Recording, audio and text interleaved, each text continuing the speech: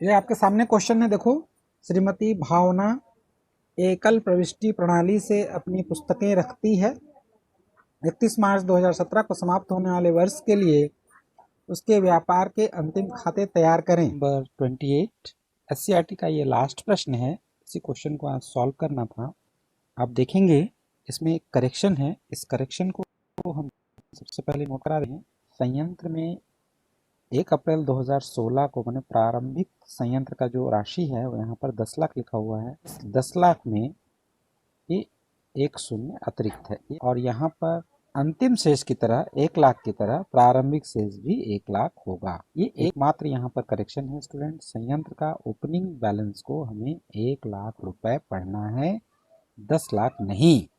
तो आपके सामने गिवन है रोकड़ पुस्तक का सारांश। ऐसा एकमात्र ही क्वेश्चन दिया हुआ है, इसलिए इस क्वेश्चन का चुनाव किया गया है। तो रोकड़ पुस्तक दिया हुआ है, यहाँ पर देखेंगे आप ओपनिंग शेष दिया हुआ है 12,000 और जो रोकड़ का अंतिम शेष है वो 7,000 या 7,000 रुपए है। और यहाँ पर जो नीचे जो सूचनाएं दी हुई हैं, एक दी हुई है आपके वर्ष के प्रारंभ में 1 अप्रैल 2016 की जानकारी और एक दी हुई है 31 मार्च 2017 की, ये अंतिम वर्ष के अंतिम में जानकारी दिए गए हैं। यहाँ पर लिख दिया है, देखो, समस्त विक्रय और क्रय जो है ये उधार किए जाते हैं, मतलब कोई भी नगद क्रय विक्रय नहीं हो रहा है।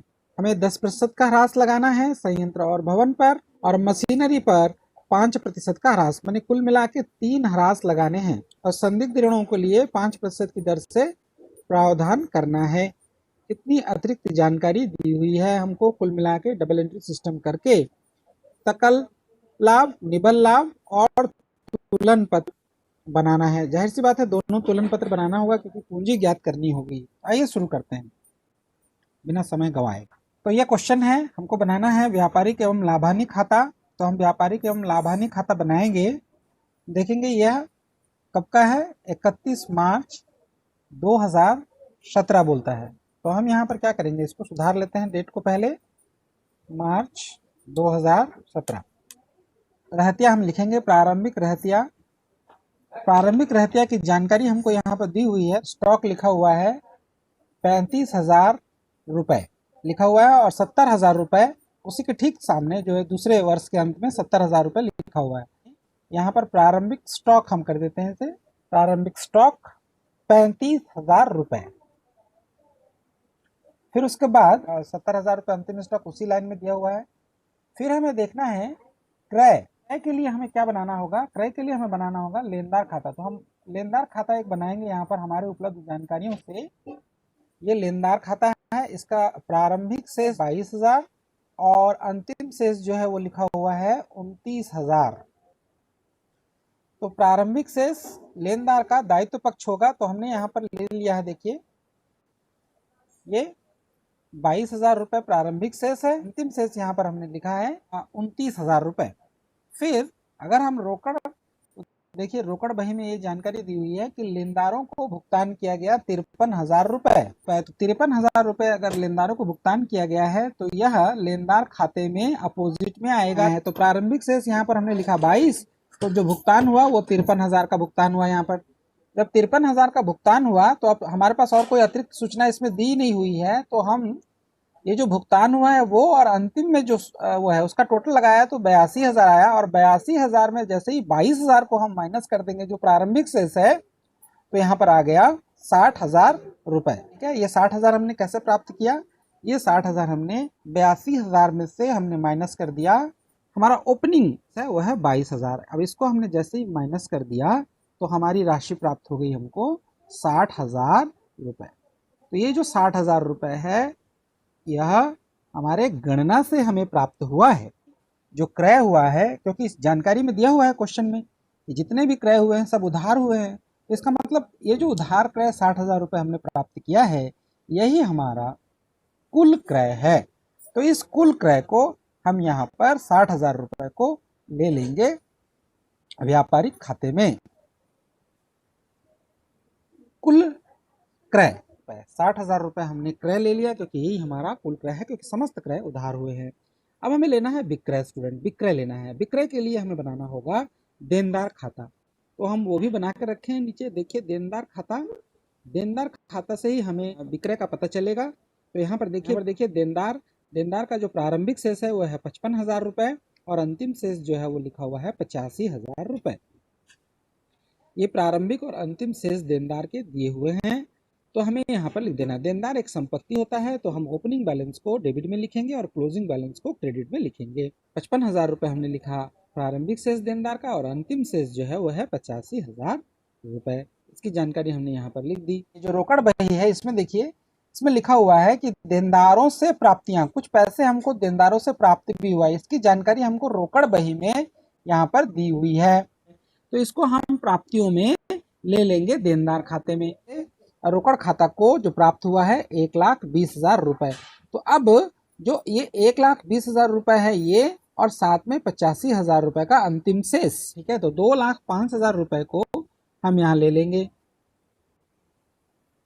अब इस 2,05,000 रुपए में हमारे पास उपलब्ध है स्टूडेंट 55,000 रुपए हमने यहाँ पर कर दिया माइनस। जब 55,000 रुपए हमने जैसे ही माइनस किया तो हमारा जो विक्रय की राशि होगी वह राशि हमें प्राप्त हो जाएगी स्टूडेंट। ये 1,50,000 रुपए की राशि कुल विक्रय की राशि होगी जो हम व्यापारिक खाते में लिखेंगे। उसी के लिए हमें देनदार और लेनदार खाता बनाना पड़ा क्रय और विक्रय की राशि ज्ञात करने के लिए। अंतिम रहतिया हम पहले लिख चुके हैं। अब देखेंगे हम अगर कैश बुक को थोड़ा सा, तो प्रत्यक्ष व्यय के रूप में मजदूरी का भुगतान यहाँ पर देखेंगे 30,000 रुपये भुगतान किया गया है और मजदूरी को हम प्रत्यक्ष व्यय कहते हैं, प्रत्यक्ष व्यय मानते हैं। तो प्रत्यक्ष व्यय होने के कारण यहाँ पर हम इस 30,000 रुपये को व्यापारिक खाते में लेंगे स्टूडेंट। या अब हमारे सारे हम मदों को लिख चुके हैं, हमारे जितने भी व्यापारिक खाते में आने वाले हैं। तो इसका अगर हम टोटल करें, जो व्यापारिक खाते का जो ये योग करें तो कितना आ रहा है हम देखेंगे। आ रहा है 2,20,000 रुपये। 2,20,000 रुपये में से क्रेडिट का जो योग है उसमें से यदि हम टोटल डेबिट का देखें तो ये हो रहा है 1,25,000 रुपये। 2,20,000 में से 1,25,000 रुपये को माइनस करने पर हमें शेष की प्राप्ति हो जाएगी सकल लाभ की। ये सकल लाभ प्रदर्शित हो रहा है, तो सकल लाभ जो है वो 95,000 रुपये आ गया। इस 95,000 रुपये को हम लाभ हानि खाते में यहाँ पर हस्तांतरित कर दिए। अब हमारे पास व्यय के रूप में हम देखें स्टूडेंट तो वह है व्यापारिक व्यय। अब देखिए रोकड़ बही, यहाँ पर व्यय के नाम पर सिर्फ एक ही व्यय है, व्यापारिक व्यय। व्यापारिक व्यय हमने 12,000 रुपये लिख दिया है। अब हमें लिखना है मूल्यह्रास। तो मूल्यह्रास की राशि में हम क्वेश्चन में देखेंगे, यहाँ पर क्वेश्चन में मूल्यह्रास लिखा हुआ है भवन पर ह्रास 10%, संयंत्र और भवन पर 10% लिखा हुआ है। तो संयंत्र की राशि यहाँ पर हमें 1,00,000 रुपये हमने कर दिया है। तो 1,00,000 रुपये पर 10% और भवन पर भी 10% का कैलकुलेशन करेंगे। तो हम नोट करते हैं यहाँ पर देखिए संयंत्र ले लिया हमने यहाँ पर। आप देख रहे हैं 1,00,000 रुपये, 1,00,000 पर हम कैलकुलेट करेंगे 10%, तो इसका राशि आ जाएगा 10,000 रुपये। 10,000 हमने कैलकुलेट कर लिया है। अब हम मशीनरी फाइंड आउट करेंगे स्टूडेंट। मशीनरी का अमाउंट अगर हम देखें क्वेश्चन में तो लिखा हुआ है 50,000 रुपये। अंतिम से 50,000 रुपये पर यहाँ पर 5%, यहाँ मैं हाईलाइट किया हूँ, देखिए आप क्वेश्चन में 5% मशीनरी पर कैलकुलेट करना है और भवन पर 10%। और भवन की राशि दी हुई है 2,50,000 रुपये। तो इस तरह से 5% हम कैलकुलेट करेंगे तो यह आ जाएगा 2,500 रुपये और भवन पर 2,50,000 रुपये पर 10% 25,000 रुपये। इस प्रकार कुल मूल्यह्रास जो है वो आ जाएगा 37,500 रुपये। तो अगला जो समायोजन है स्टूडेंट आप देखेंगे यहाँ पर संदिग्ध ऋण प्रावधान, यहाँ 5% का संदिग्ध ऋण प्रावधान करना है। तो क्वेश्चन में हम देखेंगे स्टूडेंट यहाँ पर जो देनदार 85,000 रुपये अंतिम शेष, ये सारे समायोजन हमें अंतिम शेष के साथ ही करने हैं। ये ले लिया हमने 85,000 रुपये और उस पर हमें कैलकुलेट करना है 5%, तो ये हो गया 4,250 रुपये। तो 4,250 को हम सीधे फाइनल बाहर लिख देते हैं। तो इस प्रकार से ये जो टोटल है 95,000 आ रहा है और इस 95,000 में अगर हम डेबिट की राशि के टोटल देखें तो यहाँ पर आ रहा है 53,750 रुपये। तो हम यदि 95,000 में 53,750 रुपये घटा दें तो हमारी राशि प्राप्त होगी निकल लाभ 41,250। तो ये कंप्लीट हुआ, मैं शेयर कर रहा हूँ, स्क्रीनशॉट रखें।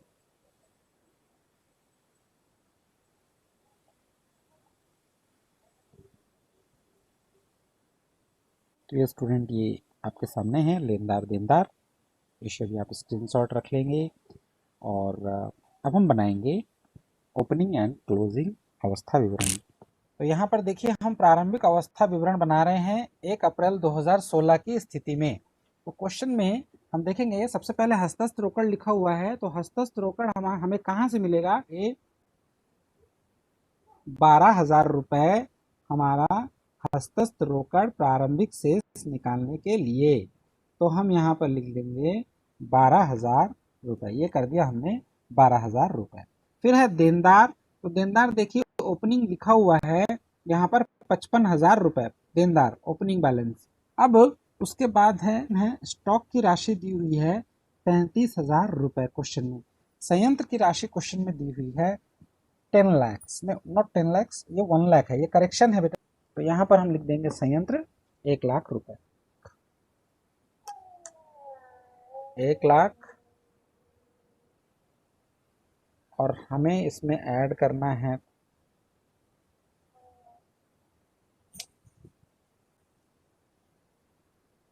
मशीनरी 50,000 रुपए। भूमि व भवन लिखा हुआ है ओपनिंग बैलेंस 2,50,000 रुपए, 2,50,000 लिख दिया। विनियोग लास्ट में लिखा हुआ है 20,000 रुपए। टोटल करने से पहले लेनदार ले लेते हैं। लेनदार लिखा हुआ है 22,000 रुपए, तो हम इसको कर लेंगे 22,000 रुपए। तो इस प्रकार से ये हमारा डन हो गया। तो ये हमने टोटल किया तो आया 5,22,000 और 5,22,000 में 22 चला गया तो ये 5 लाख रुपए प्रारंभिक शेष आएगा। अब प्रारंभिक शेष आने के पश्चात हम अंतिम अवस्था विवरण बनाना है 31 मार्च 2017 की स्थिति में। तो इसमें हम संपत्तियों को लिखते जाएंगे कि हस्तस्थ रोकड़, आप क्वेश्चन में देखेंगे यहाँ हस्तस्थ रोकड़ की राशि यहाँ पर अंतिम दी हुई है 7,000 रुपये। तो 7,000 रुपये हम यहाँ पर लिख देंगे हस्तस्थ रोकड़, 7,000 रुपये लिख दिया हमने।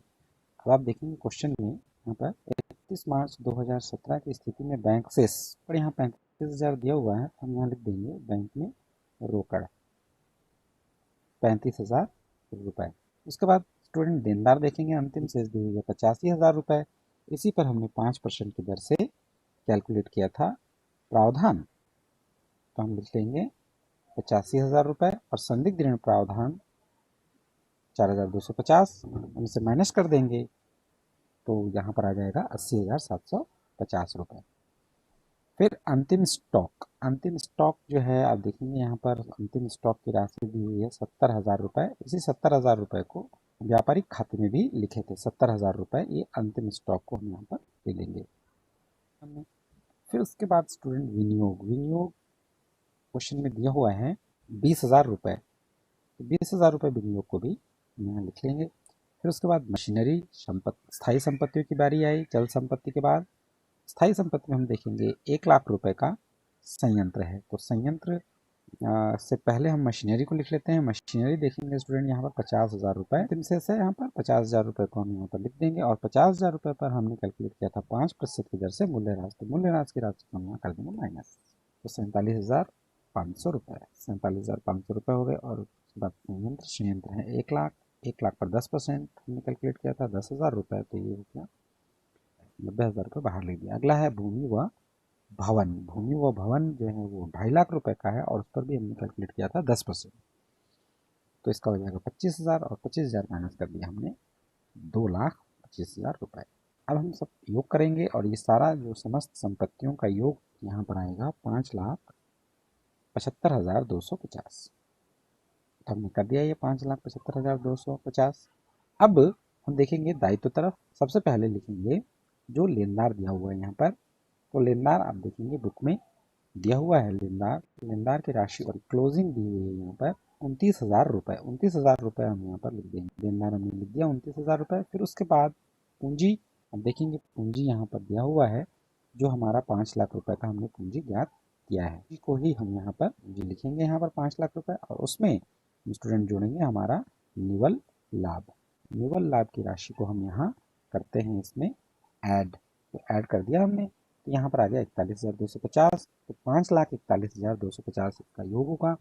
और उसके बाद स्टूडेंट अतिरिक्त पूंजी की राशि क्वेश्चन में दी हुई है, आप क्वेश्चन में ध्यान देंगे यहाँ पर देखिए रोकड़ बही में लिखा हुआ है अतिरिक्त पूंजी 20,000 रुपये, तो 20,000 रुपये को हम यहाँ अतिरिक्त पूंजी में भी इसमें ऐड कर देंगे, ये भी जुड़ेगा और ये हो जाएगा 5,61,250। अब उसमें यहाँ पर दिया हुआ है रोकड़ बही में ही आहरण की राशि को हमें कर देना है माइनस। ठीक है, तो हम यहाँ आहरण की राशि को कर देंगे माइनस 15,000 और इस प्रकार 15,000 रुपये घटाने के बाद यह आ जाएगा 5,46,250 शुद्ध पूंजी। अब हम इसे योग करने की बारी है। 29,000 और ये 5,46,250, इन दोनों का योग होगा 5,75,250। इस प्रकार से ये योग जो है वो मैच कर रहा है अंतिम अवस्था विवरण। इस प्रकार से स्टूडेंट ये जो बुक का जो आंसर है वो है 5,70,250। तो 5,000 रुपये यहाँ पर एक्स्ट्रा आ रहा है और ये दोनों पक्ष जो है समान हो गए। यहाँ पर अवस्था विवरण में ही दोनों पक्ष मिल गए हैं। तो इस प्रकार से ये जो परिवर्तन विधि था यह पूरा हुआ और ये सवाल भी पूर्ण हुआ। मैं शेयर कर रहा हूँ।